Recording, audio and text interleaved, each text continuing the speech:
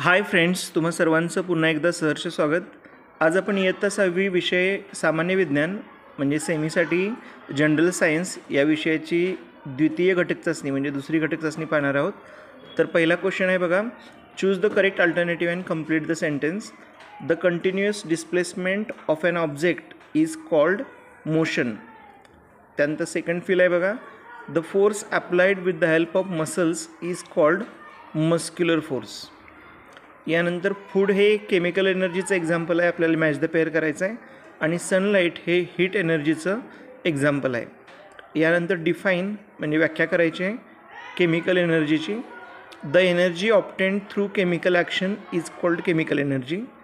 यानंतर circular मोशनची definition बघा, the motion of an object along a circular path is called circular motion.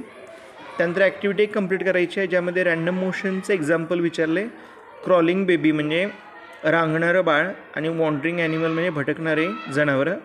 यानंतर pendulum of a clock हे कशाचं उदाहरण आहे, तर it is an example of periodic motion.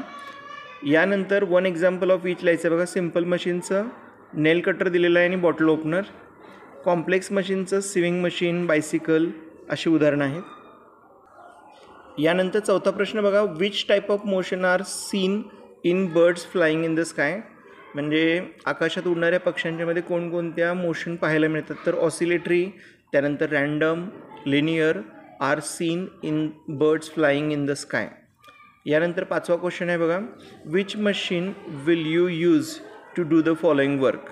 तर to remove the lid of a tin, पत्र्याच्या डब्याचं टोपण काढण्यासाठी तुम्ही काय वापरणार, तर कॅन ओपनर, ज्याच्यामध्ये ॲक्च्युली बघा वेज असतं, स्क्रू असतो, व्हील असतं आणि ॲक्सल असतं। आणि to remove big stone lock down in the farm, तर इथं तुम्ही लिव्हर वापरणार आहात। यानंतर why machines are oiled from time to time, म्हणजे मशीनला तेल पाणी केलं जातं का, तर machines are oiled from time to time so there is less friction between the parts of machine and wearing is reduced. यानंतर सातवा प्रश्न आहे बघा, what are the various forms of forces used in following examples. Winnowing food grain म्हणजे धान्य पाखडणे किंवा त्याला वारा देणे यासाठी कोणती एनर्जी वापरली जाते, तर मस्क्युलर आणि ग्रॅव्हिटेशनल वापरली जाते फोर्स। यानंतर रायडिंग बायसिकलला मस्क्युलर फोर्स यूज केली जाते।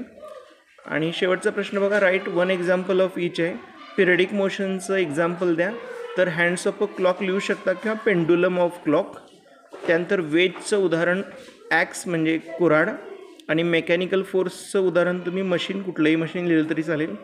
यानंतर कायनेटिक एनर्जीचं कॅरम बोर्डवर आपण ॲप्लाय करतो म्हणजे मुवमेंट ऑफ स्ट्रायकर इत्यादी।